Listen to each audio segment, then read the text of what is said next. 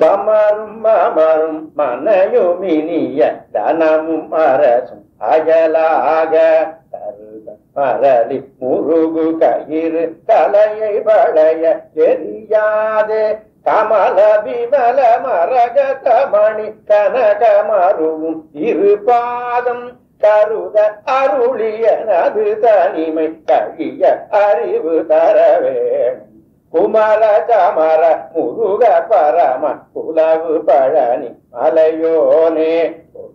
பகடு முடிய முடுகு புறவர் திருமி மணவாளாம் அமரரிடரும் அவுணருடலும் அழிய அவர் செய்தருள் போனே அறமும் நிறமும் அயிலும் மயிலும் அழகும் உடைய பெருமாடு அறமும் நிறமும் அகிலும் மயிலும் அழகும் உடைய பெருமாளே.